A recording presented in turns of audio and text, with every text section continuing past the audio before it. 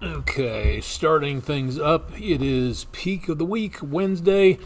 Let me make certain that everything is working the way it is supposed to, because unfortunately we've had issues with stuff like this in the past. So just hang on for 1 second here.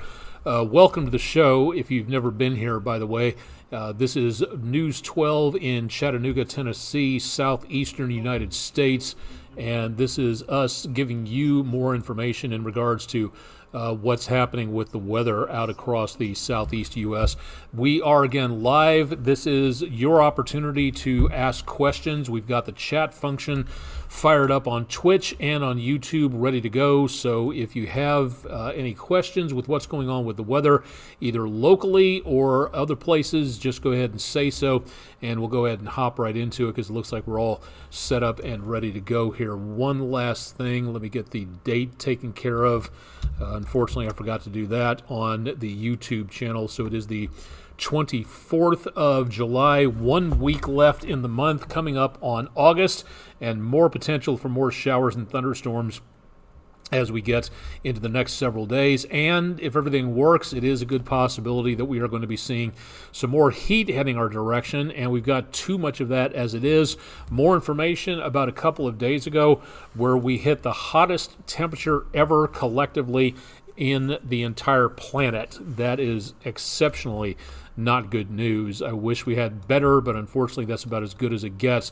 We did manage to pick up a giant 1/100th of an inch of rain today, even though there were showers all over the place. So we are now behind for the month by about 2.5, give or take, inches, and behind for the year by about 5 2/3 inches, give or take roughly about 1/2 foot. So that is how much more rain we need to catch up and be equal to what we should be for this time of the year. High temperature today below normal, but a little warmer back in the mid 80s, upper 80s as well, lower 70s for lows, pretty well close to that out there. But that rainfall is what we need more of, and plenty of it in the near future. Thanks to News 12 viewer Angel Miller from the Harrison area for a view of number 1 and number 2 rainbows being seen from Snow Hill Road around Ottawa. That's our Langley Roofing weather window picture of the day. And if you've got pictures, please send them in to us at pictures@wdef.com. You can drop them to our website, wdef.com/photos, and you can also go to our social media pages if you'd like to see more about what's going on there. Let's take a look and see, excuse me, what's going on with rainfall. We've got some scattered drips and drizzles for the most part. Showers and just showers right now into North Carolina. Going down into northern Georgia, we've had some heavier showers and trying to get going into thunderstorms over portions of the area close to northern Whitfield and Murray counties in Georgia, moving across the Tennessee line. The heaviest by far has been down across the area of the metro of Atlanta. Let me switch radars here. That'll give us a better idea. The heaviest activity by far, east central Georgia going into southwestern South Carolina. That's the worst of the worst, but Atlanta picking up some pretty heavy rain earlier this evening. We will continue to see more chances of rain across the area tonight. Could even be a rumble of thunder, but I really don't think we're going to be seeing too much of anything else at this time in the way of major problems. Temperatures across the area back into the 70s and 80s right as we go toward about News 12 at 11. Mainly 70s. There were a few 80s showing up there last hour, and that's why I wanted to say something about that. Taking a quick look at traffic. We did have a pretty good slowdown, and we still have a very good slowdown at I-75 southbound at the Bradley Ridge Cut area. If you're familiar with that location, that's where you have the slowdown semi-trailer traffic. Now, we still have no indication as to what's going on from TDOT. There's no indication of any traffic slowdowns because of construction in that area. And as of right now, it just says heavy traffic, so there's little, if anything, really actually happening. But if you are in this area, may want to think about avoiding it, maybe taking State Highway 64 from Cleveland down to Ottawa. That'll route you around that.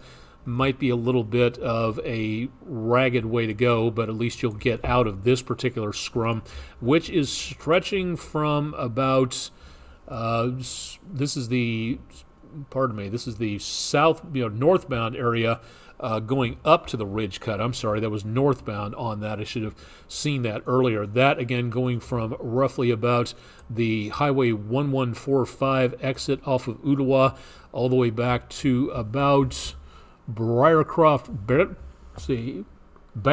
Road.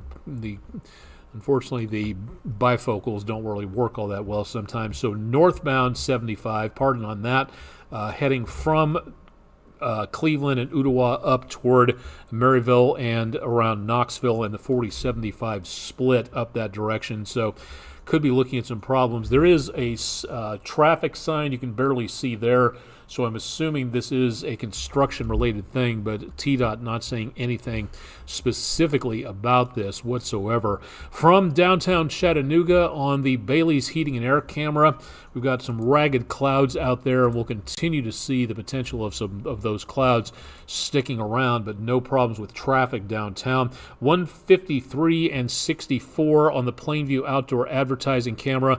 Everything moving along quite nicely here, and that usual traffic scrum thanks to construction, if we have that there. 75 north going toward 24 west, that is construction traffic, because right over on the left-hand side of the screen, that is where we usually have a decent amount of construction, very heavy bridge work construction over multiple lanes. So 75 north coming out of Georgia, that is where we're seeing the worst of the worst activity for right now. What we also have is, again, some pretty murky conditions out there. Numbers back in the high 70s. That's about as cool as it has gotten in the last few hours. And humidity at 82%, which is giving us a heat index even after the sun has gone down in the lower 80s. So we are looking at some pretty ugly conditions out there. Air you can wear, as I heard it called back in Memphis, and I do not doubt that. Time to stay back in the air conditioning. Dying stationary front turning into a little bit of a cold front for right now. That is kind of wandering its way back and forth across the southeast U.S.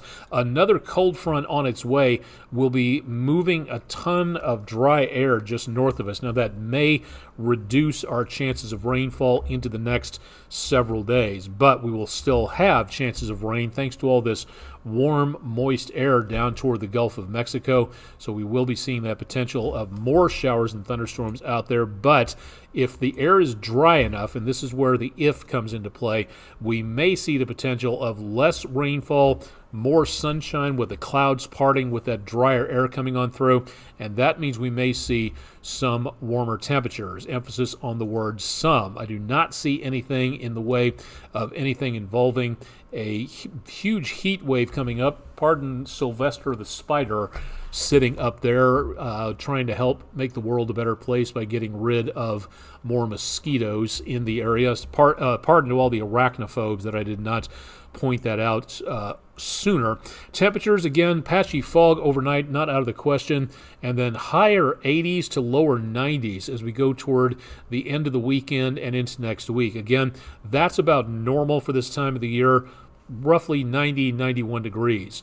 We will continue to see more chances of showers and thunderstorms all the way through the period, and that is where, again, we see the potential for problems for outdoor activities. Now, for Wednesday of next week, that is the last day of July, the 31st, and then going into August next Thursday, temperatures appear to be kind of holding steady in the high 80s to lower 90s. So, yes, hotter, not exactly looking at, again, blazing heat coming on through, which is definitely some good news. The short-term forecast keeps us in, again, just a little bit above normal. Not by much, but starting to increase that by just a little bit. And the latest update from the Climate Prediction Center for the rest of July and early to mid-August is putting us at a much higher risk for hotter temperatures. Now, most of that's going to be over the Blue Ridge, the Shenandoah, back into the Appalachians, but for right now, that is where we could see some of the hottest conditions right nearby us, and that is where we could get some decently hot numbers all the way on through, and that could be a bit of a problem for us. It's wish we had better news as to what was going on. Unfortunately, as we went from Sunday into Monday of this last week, agencies like the European Center for Meteorological Weather Forecasting, or Medium Range Weather Forecasting from EU Copernicus, talked about this on social media earlier on, about how this last Monday, the 22nd, we hit 17 overall daily global surface air temperature of 17.15 Celsius. That equals out to, again, about 62 degrees Fahrenheit, somewhere in there. But the important thing is the daily global average, the whole Earth, the whole enchilada, has been seeing this. The lines that you see here all bunched together from 1990 through about 2022 is continuing each year to pile a new line on top of the old lines, and they keep going upwards. So as we went into Monday, the temperature of the globe has gone upwards. So the last hottest number we had was 17.08 Celsius, July 6th, 2023. We have now exceeded that, 17.15 degrees Celsius, as of Monday the 22nd. That means our globe is continuing, as long as those lines are going above the old ones and continuing to go up on the y-axis, we're going to continue to see hotter and hotter and hotter and hotter and hotter conditions. This is climate change in action. This is, pardon me, this, again, I should have said, this is human-induced, fossil fuel-driven climate change in action. This is what it is all about. I wish I could say it's getting better or that it's worse elsewhere. This is our entire home in space, continuing to get hotter and hotter and hotter. And this is what we all need to be paying attention to learn the science, to talk to our elected officials who should have some modicum of science on board already. But a lot of the MBAs and the law degrees in Congress, some of them don't have any inkling of what's going on when it comes to science. A lot of them don't care about that, or hold some very outdated, poisonous views when it comes to our climate and our home in space, saying that it's a normal cycle, it's all normal, we don't have to worry about it. We do have to worry about it. It's our job as humans to put leaders in our elected halls and offices to make the laws that will keep us safe. Well, right now, we have a lot of people in charge who are not caring about what is happening. Not all of them, but we as voters and the electorate need to make certain that our leaders know about this, care about this, and are willing to do something about this. And this right here is a very, very, very bad sign. So I wish I had better news on this. But if you want to check this out for yourself, search EU Copernicus or ECMWF for information about the daily global surface air temperature. There are plenty of people out there talking about this and why this is important, so please take a look at that and see what exactly is going on. Into the tropics, no good news here because we have a disturbance heading for Hawaii, less than 10% chance of anything really happening here. We also have Tropical Storm Bud southwest of Baja, and that also does not look to be a threat at this time.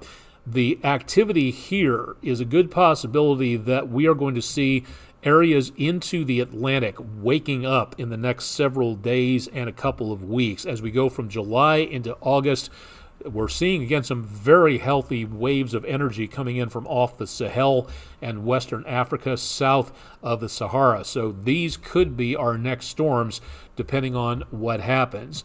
What we're seeing at this time, and this is the way it looks for right now, the Sahara is sending a ton of dust over the Atlantic that, again, is blocking out the sunshine and keeping things a little bit less conducive for storm development. But look right here, the sand and the dust thickest over mid-Atlantic, just northeast of South America.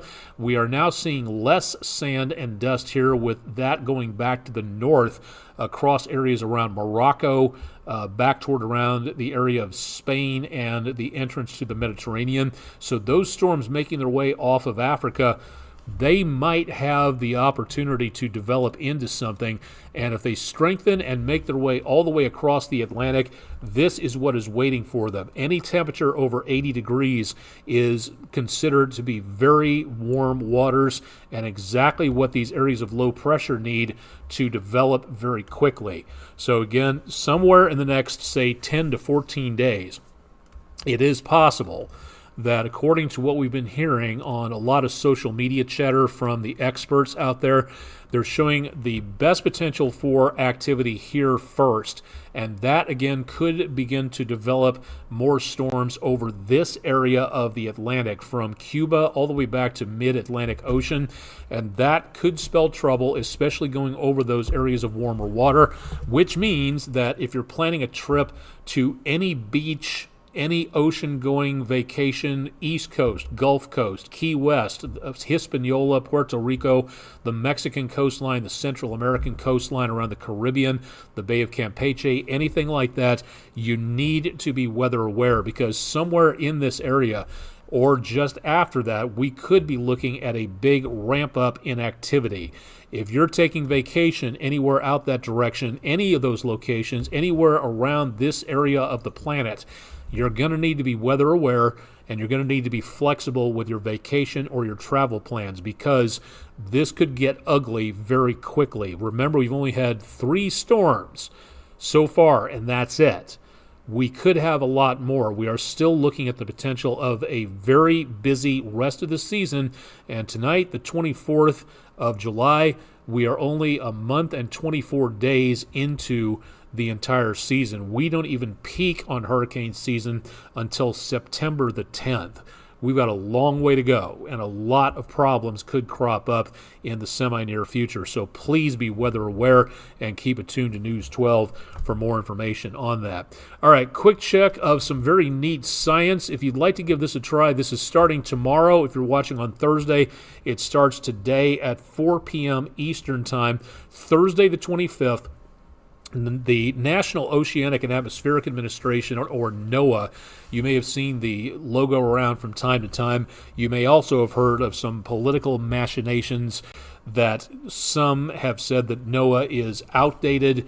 They only talk about climate change, and if we get rid of NOAA and install a privatized weather bureau, that will stop the chatter about climate change, and we don't have to worry about that anymore because they think it's fake anyway. That is one of the most short-sighted, unscientific attitudes I have ever heard of in my entire life, and NOAA does a lot more than just study climate change, which is happening, and humans are causing it, period, end of sentence.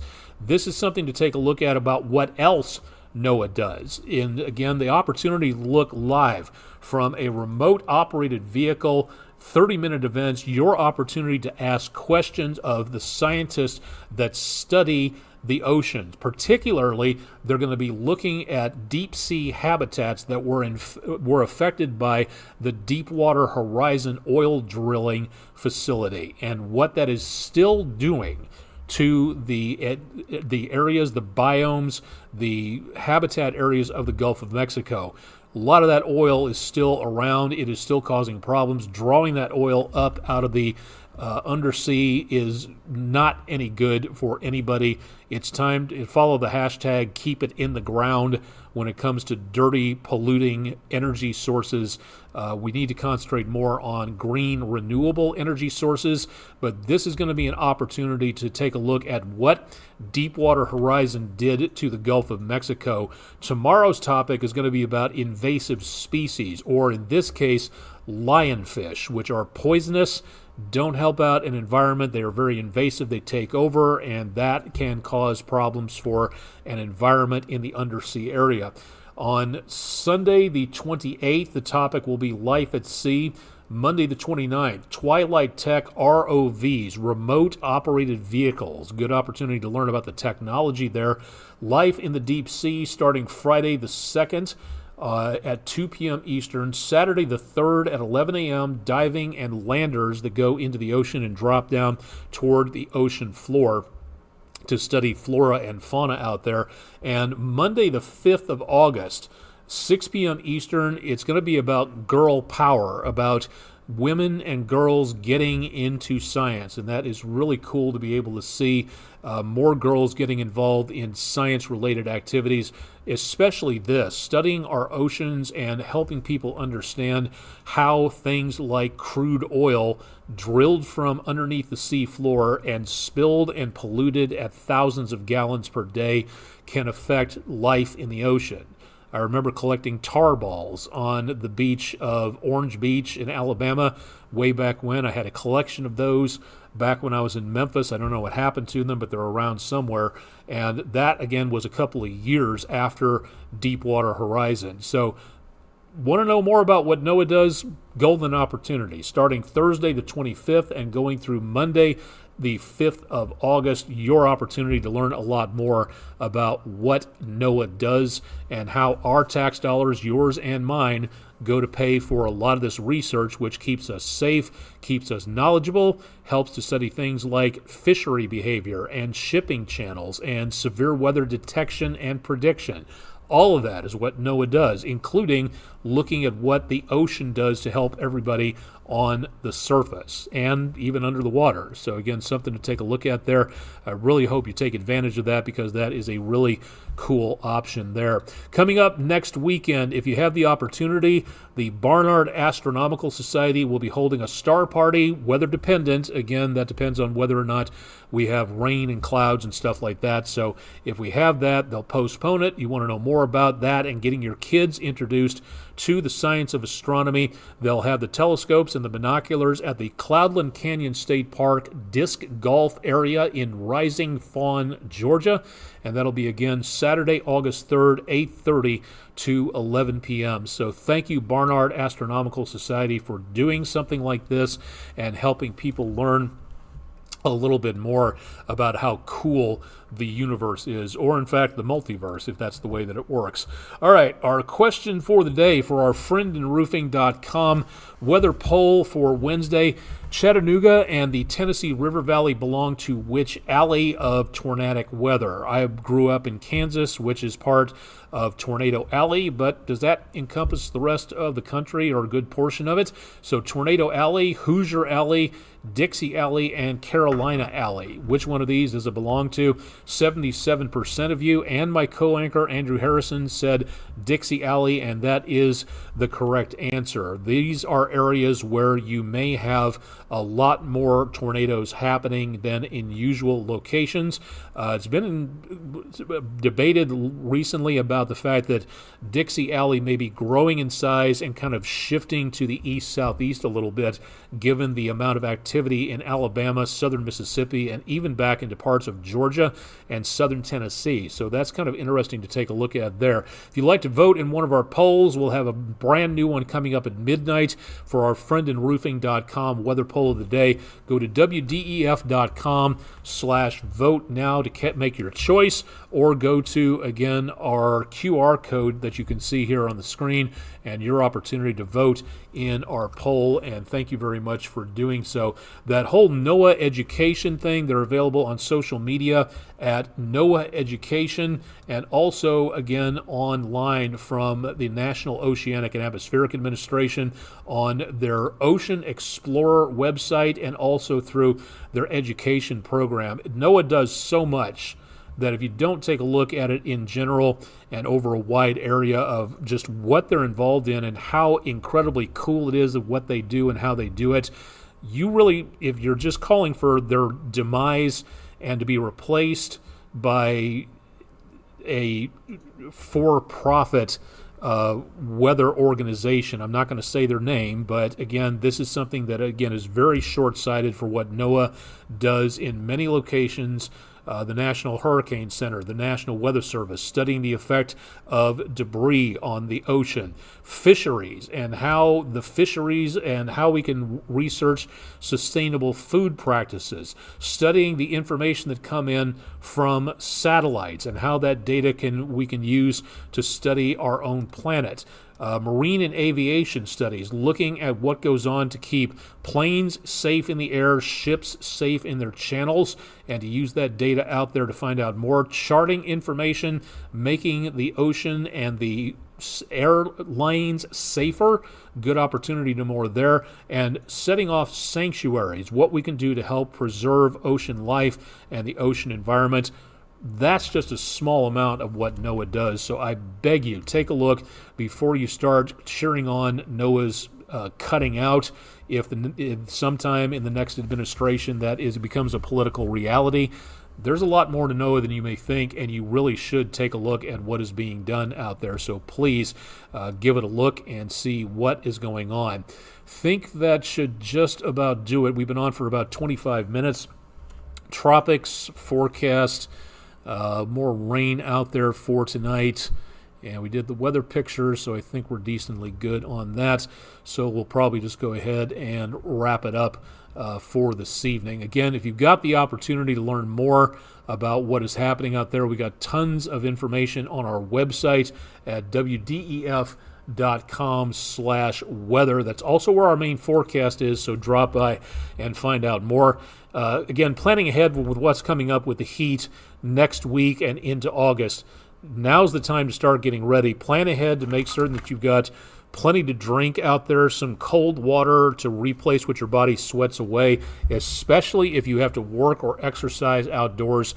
Let's make certain that we're all paying attention to keeping ourselves safe and making certain that we know more about what the weather's doing before we step out into the heat and humidity.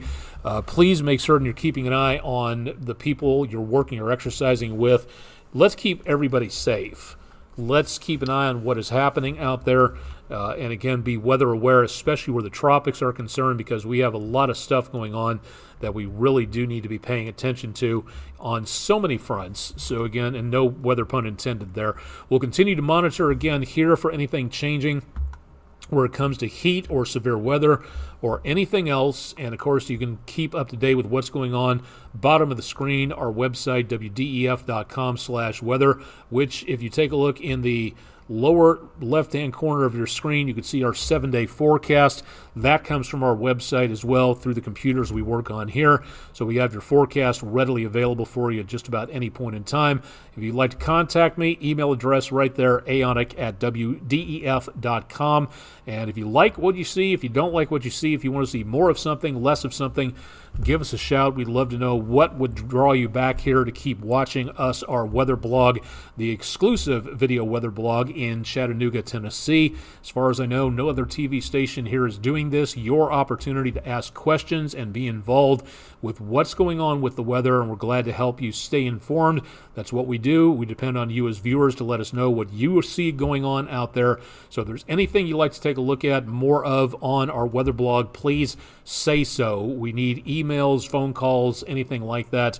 Our psychic powers are somewhat below par, so doubtful we're going to be able to pick up on those brain waves. So please drop us a line and say, I'd like to see X, Y, or Z, and we'll consider putting it on or cutting things out as per necessary. We'll see what happens.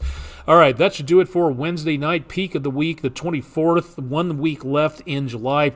Chip Chapman will have your forecast bright and early on Thursday morning starting at 5 a.m.